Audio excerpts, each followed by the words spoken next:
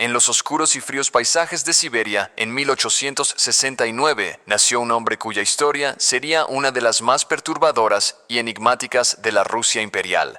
Grigori Rasputin, un campesino convertido en místico, hechicero y consejero de la familia real, cuyo nombre sigue resonando con misterio, lujuria y poder. Un hombre que parecía poseer dones sobrenaturales, capaz de curar a los enfermos con solo tocar su piel, pero también envuelto en escándalos depravados y conspiraciones que lo convirtieron en el enemigo número uno de la nobleza rusa. Desde su infancia, Rasputin fue diferente. Nacido en el pueblo de Pokrovskoye, en una familia humilde, mostraba habilidades inexplicables. Se decía que podía ver el futuro y sanar animales con solo imponer sus manos, pero también tenía un lado oscuro. Era conocido por su comportamiento errático y sus intensas visiones, que lo llevaron a buscar respuestas en el misticismo. Su obsesión con la religión lo llevó a recorrer Rusia como un peregrino, aprendiendo de sectas ocultas y grupos heréticos, donde la fe y el pecado se entrelazaban de maneras retorcidas. Años después, su viaje lo llevó a San Petersburgo, el corazón del Imperio ruso, donde su destino cambiaría para siempre. Su fama como sanador llegó hasta los oídos de la zarina Alejandra Fyodorovna, quien, desesperada por encontrar una cura para su hijo, el zarevich Alexei, víctima de hemofilia, lo recibió en la corte imperial. Lo que sucedió a partir de ese momento convirtió a Rasputin en una de las figuras más influyentes y odiadas de la historia. Los médicos habían fracasado una y otra vez en ayudar al heredero del trono, pero Rasputin, con su enigmática mirada y su poder sobre la mente humana, logró lo imposible. Se dice que con solo tocar al niño y susurrarle plegarias, el sangrado se detenía.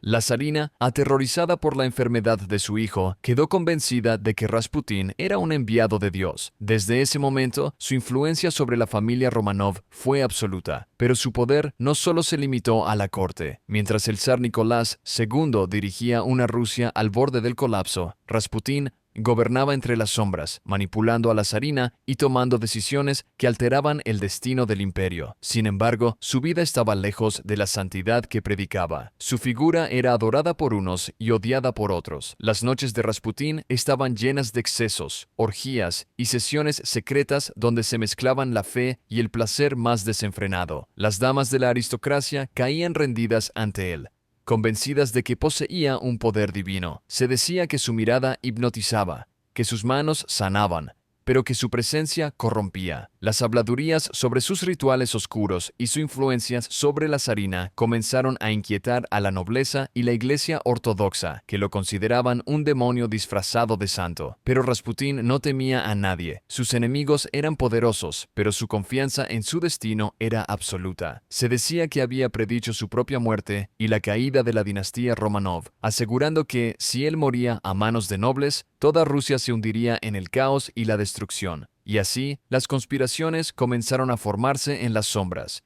En la sociedad rusa circulaban panfletos y caricaturas que lo presentaban como el verdadero gobernante del imperio. Se hablaba de su estilo de vida extravagante y sus excesos, lo que solo avivaba el desprecio de sus detractores. La élite rusa lo veía como un símbolo de la decadencia de la monarquía y un obstáculo para la estabilidad del país. La conspiración en su contra se intensificó y varios nobles influyentes comenzaron a planear su eliminación. El 29 de diciembre de 1916, un grupo de aristócratas, encabezados por el príncipe Félix Yusupov, lo invitó a una cena en su palacio con la excusa de una reunión privada. Se dice que Rasputin fue recibido con hospitalidad, pero que en la cena había sustancias que debían ser letales. A pesar de ello, su fortaleza sorprendió a quienes intentaban acabar con él. La confusión y el temor se apoderaron de los conspiradores cuando Rasputin pareció resistir más de lo esperado. Cuando la noticia de su muerte llegó a la corte, la familia imperial quedó conmocionada. La zarina, convencida de que Rasputin era un enviado divino, interpretó su muerte como una señal de que el destino del imperio estaba en peligro. Con su partida, se desató un efecto dominó que aceleró la caída de la dinastía Romanov. En menos de un año, la revolución rusa estalló, el zar abdicó y la monarquía fue derrocada. Los eventos parecían seguir la profecía que el propio Rasputín había advertido a la zarina. Si era traicionado por la nobleza, el imperio colapsaría y la familia Romanov encontraría su fin. Después de la revolución, su historia se convirtió en leyenda. Se escribieron libros, se produjeron películas y su figura fue reinterpretada de innumerables formas. Para algunos, fue un hombre con un don inexplicable. Para otros, un manipulador que aprovechó la desesperación de la monarquía para obtener poder. Su nombre quedó marcado en la historia como un símbolo de intriga, poder e influencia en los últimos días del Imperio ruso.